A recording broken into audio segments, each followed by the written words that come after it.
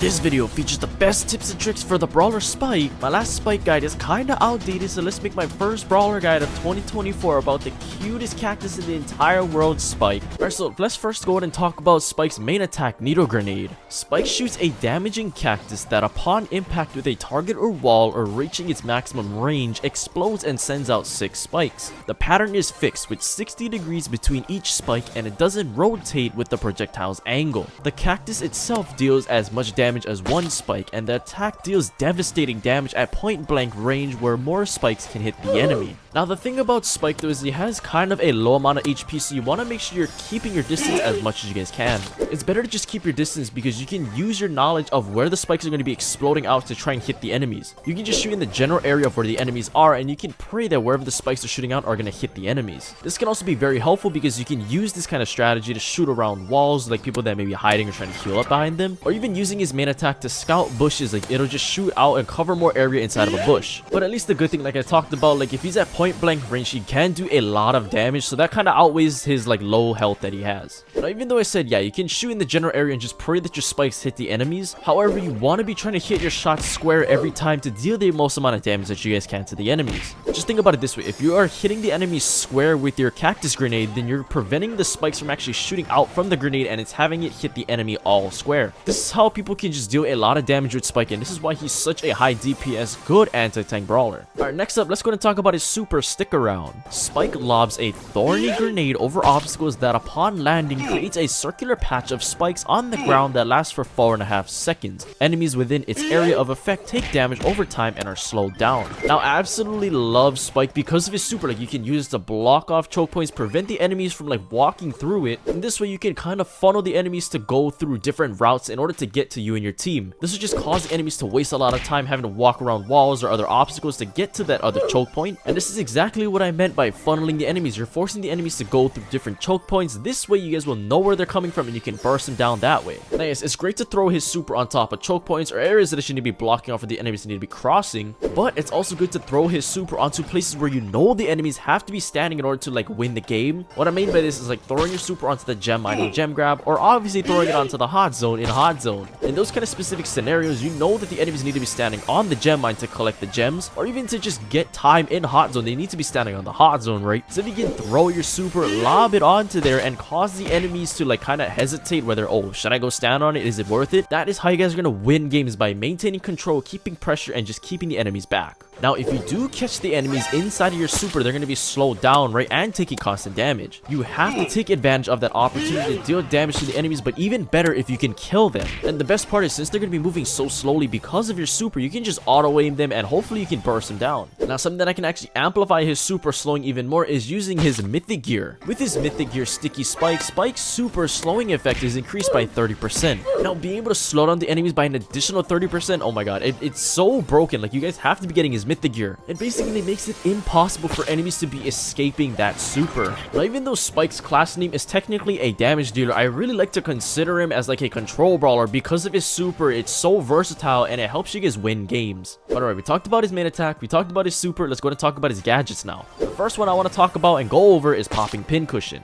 Spike shoots 3 waves of 10 needles each in all directions. Each needle deals 1120 damage to the enemies. There is a half-second delay between each wave of needles. These spikes aren't affected by his curveball star power and travel 6.67 tiles before disappearing. The spikes can do up to 33,600 damage altogether. However, the gadget will be cancelled if he is knocked back, pulled, or stunned. Now, as you can imagine, you can do up to 33,600 damage, and the best place to be using this gadget is inside a heist. If you can manage to stand directly inside of that heist save and pop this gadget, being able to do over 33,000 damage, oh my god, you can pretty much just take out the heist save all by yourself. But another time you could use this gadget in a very specific scenario is against a brawler like Mortis. As you know, Mortis is a brawler where he needs to be dashing on top of you in order to deal damage, right? As you can imagine, those 10 spikes of 3 waves that's going to be bursting out of Spike, there's nothing that Mortis can be able to do, and he's pretty much going to die. In my humble opinion, I wouldn't recommend using this gadget outside of like those 2 specific scenarios scenarios, because in order to get the most amount of value from the gadget, you need to be standing like directly on top of somebody or next to somebody in order to get the most amount of value from each wave of spikes. Now, other than those two specific scenarios, this gadget is just pretty much overshadowed by his life plant gadget. With life plant, Spike spawns a large cactus that has 2400 health. Now, this is actually similar to Ruff's take cover gadget, where it blocks non-piercing or bouncing splitting narrow enemy fire.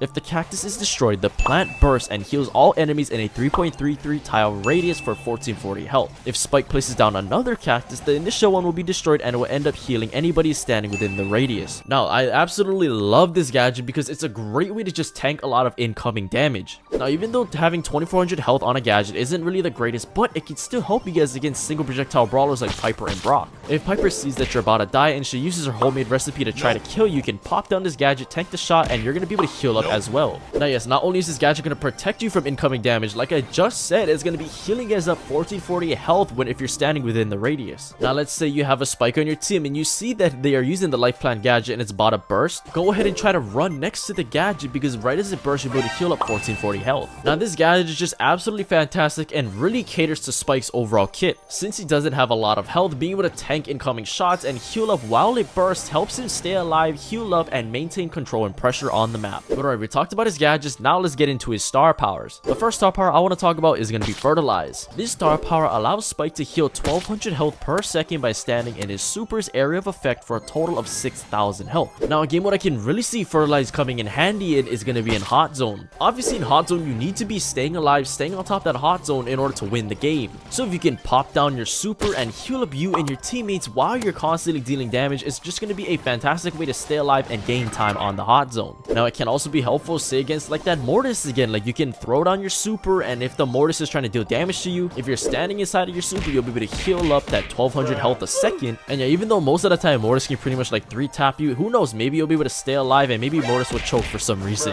Now, for whatever reason, if you want to be using the Fertilize star power, I mean, it is a great star power, don't get me wrong, but the main reason you want to be using Spike is to use it on top of the enemies to slow them down, block off in a certain area on the map in order to maintain control and pressure throughout the game. Now, Fertilize, don't get me wrong, is a fantastic star power, but it is definitely overshadowed by his Curveball star power. With Curveball, the Spike shots from his main attack now move in a curving clockwise motion instead of straight out. This allows Spike's attack to cover a larger area and ultimately hit more targets with his attack. This star power also effectively increases the range of the spikes. And you remember, like, earlier in the video I was talking about, like, you can use his main attack to hit enemies behind walls, right? Well, with his Curveball star power, it makes it even easier. Instead of having to aim your shots where it shoots out horizontally, you can just hope and pray that when you shoot your main attack in the general area where the enemies are, your Curveball will be able to hook around the wall and hit the enemy. This is just going to be a fantastic way to make sure the enemies are not healing up and you're dealing constant damage to them. Now, players usually at the lower trophy range don't really understand the concept of how to dodge Curveball, so you can pretty much get away of just firing in the general area of where the enemies are, and they'll pretty much be running into it, or they'll not be running in the correct direction to dodge it. Now, as you do get higher up in trophies, people tend to be a little bit better with actually dodging his Curveball star power, but the way to counter that is actually saving up your ammo and firing 2 sets of main attacks at the same time. If you shoot one main attack, yeah, it's going to be easy for them to dodge it because they're just focusing on one main attack. However, if you fire 2 main attacks, one right after the other, they are going to have to focus twice as hard because now there's going to be 2 main attacks coming at them, and most of the time at least one of them will hit the enemy. Now, this is going to be more annoying because you're going to have to save up ammo because you want to be hitting the enemies with those 2 main attacks, right? But this is just the kind of things that make Spike very annoying, and if you use this general strategy with him, you're going to be chipping down the enemies and charging up your super and just being incredibly annoying with this star power. Now, something when I made my other Spike guide that I didn't get to talk about because it wasn't out yet was his Hypercharge. With his Hypercharge blooming season, when it is activated, Spike's super radius is increased by 20%. He also gains a 30% speed boost as well as a 20% damage boost and a 20% shield boost. Now, this makes his super even more devastating and even more impossible for enemies to escape. So if you're running his Hypercharge, you'll be increasing the radius of his super. Plus, if you're using the mythic gear, you're going to be slowing down the enemies, making it impossible for them to run out of it.